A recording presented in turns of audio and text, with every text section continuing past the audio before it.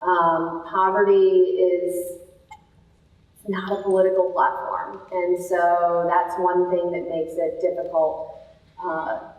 It makes it difficult to get anything done in this arena. But I think we can start by making it an important issue. If it's an important issue to you as voters, then it will become an important issue to our elected officials and our candidates.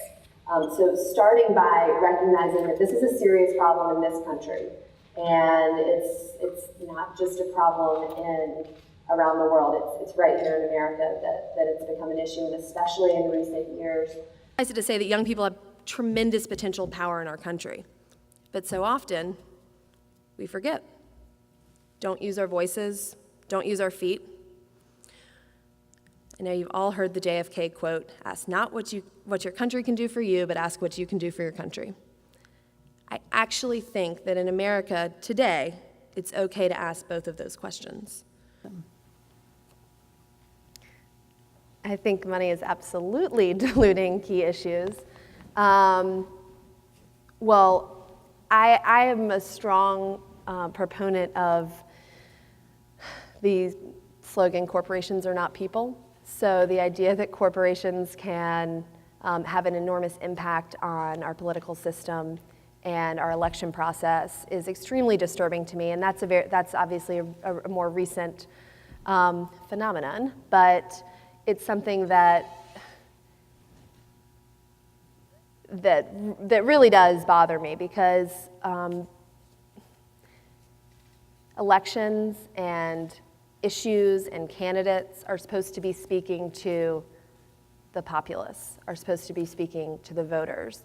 And the idea that corporations specifically can control what's said and push certain issues and can control what's done in Congress is upsetting, because that's not necessarily working for people. And usually, maybe not usually, but often it's to the detriment of individuals, especially working people. And I don't think that's right, and I don't think that's fair. So one thing I would say is, in order to fix it, is passing, I guess, an amendment at this point saying that corporations are not people. I think there's stuff that the states can do individually as well to pass similar laws, and also reducing the amount of money that lobbyists can give, or eliminating lobbyists entirely, so that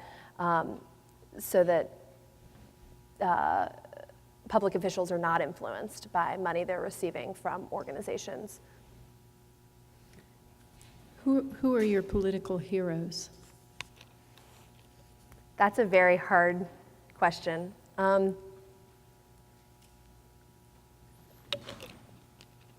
think it's hard to say that Martin Luther King Jr. is not a political hero of pretty much everyone in my generation. I certainly hope so. And I'm very fond of Hillary Clinton, actually. I think she's done a lot for women in politics, and she's shown that she can make it in a very tough man's world, and she also, but she's not given enough credit for her femininity, I think, because she is a woman, and being a woman has influenced, I think, a lot of who she is as a person, and the way she talks to people, the way she responds to questions, the way that she has formed her beliefs on certain issues. And I think it's certainly helped us develop our foreign policy under her as well. On that note, another question asks, were you heartened by the presence of so many women in high visibility roles at the conventions?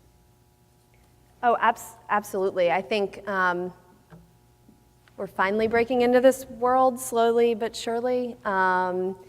And I like the idea that you don't have to be, like I said, masculine to be successful as a woman in the man's world of politics. I think it's really important. that we as women embrace who we are and don't ever doubt that we are just as strong, just as powerful, and have just as many capabilities to lead as men. And I actually am an enormous fan as well of Elizabeth Warren. She was actually my professor in law school, and she's just been a champion for the middle class for so long. She's gave a speech at the Democratic Convention, and I've always been impressed by her. She's one of the sharpest, smartest people that I've ever known, and she's been leading this fight against, I guess, what we would call the war on the middle class for years now, and now she's finally able to run for Senate in Massachusetts, and I'm extremely heartened by her decision to do that. Well, I have my hopes, and my strong belief is that in the coming decades, I think this is sort of our generation's fight in terms of civil rights. I'm a very strong proponent of gay marriage being legal across the board. I'm a very strong proponent of gay rights in general, but those two things are actually different. So one of the things that has been on the table for a while is INDA, the law that essentially says, I do a lot of employment discrimination work, so this is big in our world, but